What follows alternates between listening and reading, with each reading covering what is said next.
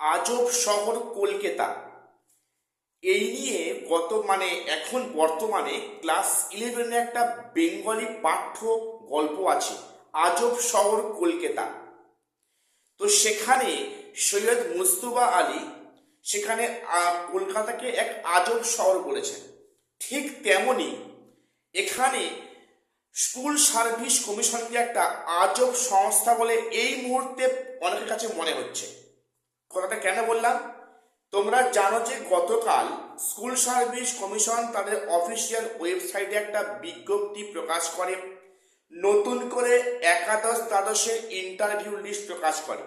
প্রথম বলি এটা কাদের জন্য। দেখো, গত 16 ডিসেম্বর কলকাতা হাইকোর্টের জাজমেন্ট মোতাবেক যে একদিনের জন্য ক্যাটাগরি আপডেটের অপশান দেওয়া হয়েছিল, সেখানে যারা আপডেট করেছিল তাদের নতুন করে এরকম প্রায় 150 জনের বেশি তাদের পুনরায় ভেরিফাই প্রক্রিয়া হয়ে গিয়েছে এবং তাদের সামনে 8 তারিখ থেকে তারা কিন্তু ইন্টারভিউ শুরু হবে। তো সেই লিস্টটা গতকাল কমিশন তাদের ওয়েবসাইটে প্রকাশ করলো।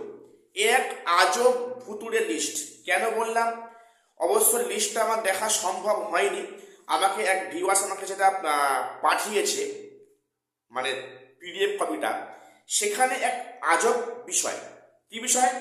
সেখানে ক্যান্ডিডেটরা যা মার্কস পেয়েছে out of 60 plus academic score plus সেখানে এক্সপিরিয়েন্স মার্কস, তার যে হিসেবটা যোগফলটা ভুতুড়ে যোগফল, যেখানে কোনোভাবেই যোগ করলে সেই ফিগারটা আসছে না বা আসবে না।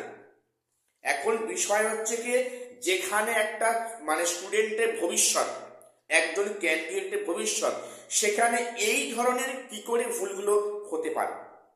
যেমন সেখানে সম্ভবত 19 নম্বর সিরিয়ালে একজন ক্যান্ডিডেট রয়েছেন ইংলিশে এসসি ক্যাটাগরি, উনি পেয়েছেন 60-র মধ্যে 56, উনি 60-এর মধ্যে পেয়েছেন 56। তো সেখানে ওনার একাডেমিক স্কোর সেখানে 10-এর মধ্যে 8 হচ্ছে, তাহলে 56 আর 8, ওনার কিন্তু কোনো এক্সপিরিয়েন্স মার্কস সেখানে 0 আছে। খুব ভালো কথা। তো 56 প্লাস 8, তাহলে সেখানে 64, ওনার সেখানে মার্কস দেওয়া হয়েছে 74।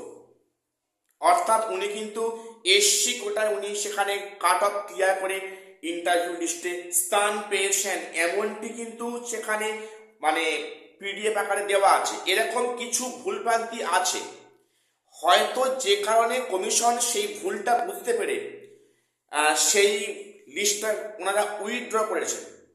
তো এখন বিষয়টা যে কমিশন সমস্ত লিস্ট চেক আউট না করে কমিশন ওয়েবসাইটে আপলোড করলো, যার ফলে কিন্তু সামগ্রিক শিক্ষার্থী মহলে কিন্তু একটা বড় সাড়া পড়ে গেছে যে এরকম ভুল তাহলে এসএসসি করছে, বা এরকম ভুল যে পরবর্তী ক্ষেত্রে হবে না সে গ্যারান্টি কি আছে।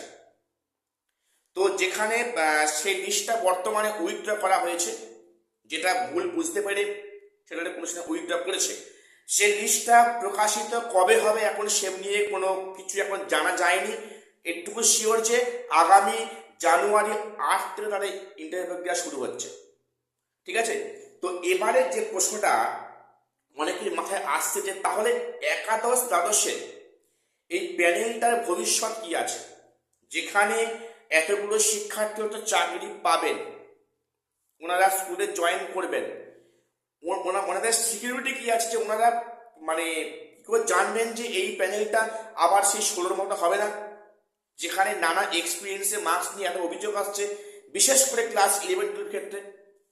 সেটা সত্যি একটা ভাবার বিষয় প্রত্যেকের কাছে। তো যাই হোক, আমার আজকে এটুকু আপডেট তোমাদের দেওয়ার ছিল। প্রত্যেকের চ্যানেলটা সাবস্ক্রাইব করে আমাদের পাশে থেকো। আর শেষ করলাম, দেখা হচ্ছে পরে কোনো আপডেট নিয়ে।